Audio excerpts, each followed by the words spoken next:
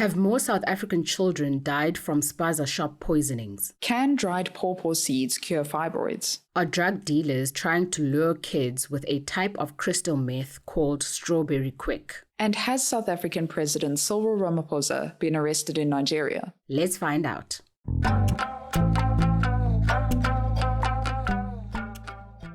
Welcome to this episode of What's Crap on WhatsApp, the voice note show that investigates the crap shared in your WhatsApp groups. I'm Andisua May from podcasting company Volume. And I'm Taryn Curry from Africa Check, the continent's leading fact-checking organization. Stay tuned. Our first claim for today is a photo of school children lying on the ground, presumably outside a school building. A paramedic is attending to one of the children whose faces are blurred. Let's see that. The accompanying text reads, 15 children have died in Limpopo after eating snacks from spaza shops. So I know that a number of children died from suspected poisoning in late 2024, leading to widespread debate about food security in South Africa.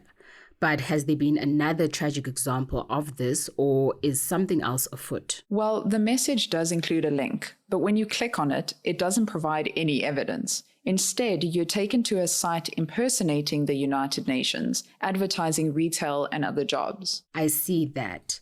The page also includes an image of a WhatsApp screenshot that says the shopkeepers encouraged the children to invite more friends by offering them discounted prices on the snacks. This seems to imply that the alleged poisoning was deliberate and that the shopkeepers hoped to poison more children. Exactly. This kind of sensationalized, attention-grabbing headline is called clickbait because it's baiting someone into clicking on a link. Usually, the link leads to a website that earns money from advertisers when people visit the site. Clickbait isn't designed to inform, so visiting the site often leads to inaccurate information. So this claim leverages legitimate reports of children becoming ill or dying after eating snacks bought from spaza shops, the colloquial term for informal businesses selling food and other essentials. It is easy to see why social media users looking to generate engagement would use a heated topic like this. But it's crap. Remember to check your facts before sharing. Next, we have a message claiming to have the solution for fibroids. It shows a man sitting at a table, cutting up a pawpaw, also known as papaya, and removing its seeds while giving instructions on how to prepare the remedy. Let's take a listen. Uma ukuthi nama fibroids noma uhlushwa isibeletho thola upopo bathi upapaya. So he goes on to explain in isiZulu that you cut up the papaya and remove all the seeds, then dry the papaya seeds in the sun. Grind them down into a powder and drink it with warm water in the mornings and evenings. But is there any evidence that doing this cures fibroids? Well, when muscles and fibrous tissues develop in and around the uterus or womb, the non-cancerous growths they produce are called fibroids. An overgrowth of fibrous tissue or its presence in the wrong part of the body can cause health complications. Fibroids in the uterus, for example, can lead to symptoms such as heavy or painful periods, abdominal pain, and lower back pain. An expert told Africa Check that the treatment of fibroids included giving patients medication, either in the form of hormones that suppress the amount of estrogen in the body, non-hormonal forms such as pain medication, or tranexamic acid, which reduces the amount of bleeding. Surgeries can be in the form of myomectomy, the removal of fibroids, or a hysterectomy, removal of the uterus.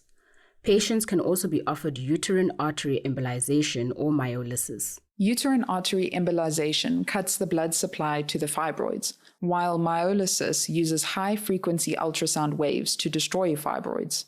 These are both minimally invasive procedures. But experts warned that focusing on home remedies might result in delaying the diagnosis and the treatment, which in turn could negatively impact the outcome of the patient's condition and overall quality of life. The claim is crap. A warning to parents about a new drug has been doing the rounds.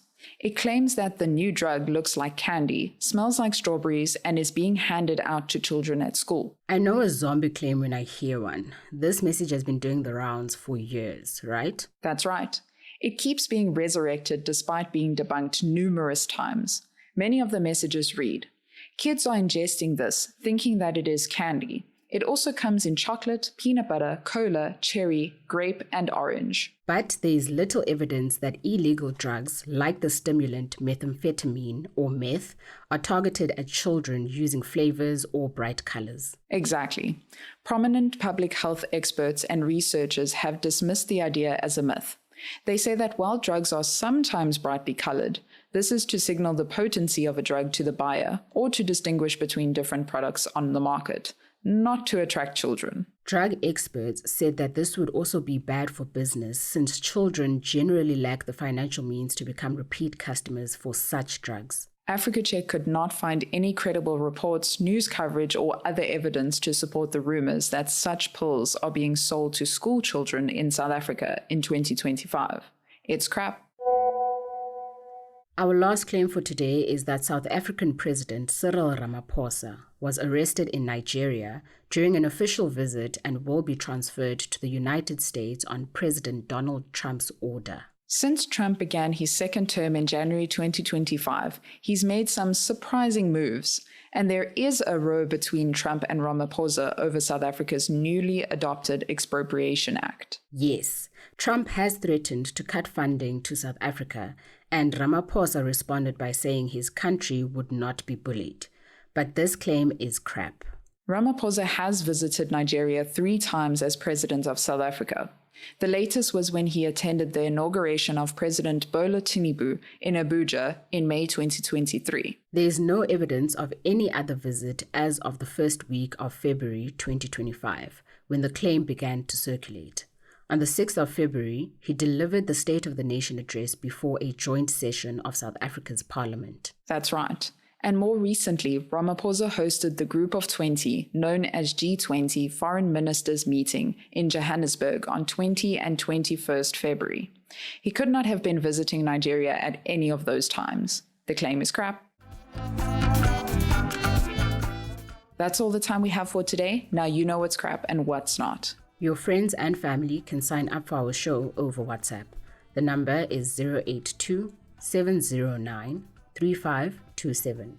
Make sure to save us as a contact in your phone and send us a message. You can find the show wherever you get your podcasts, from Apple to Spotify.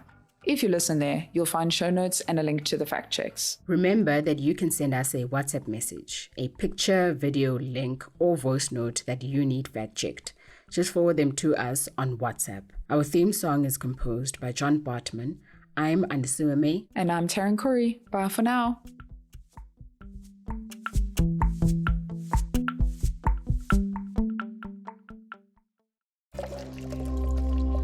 Volume.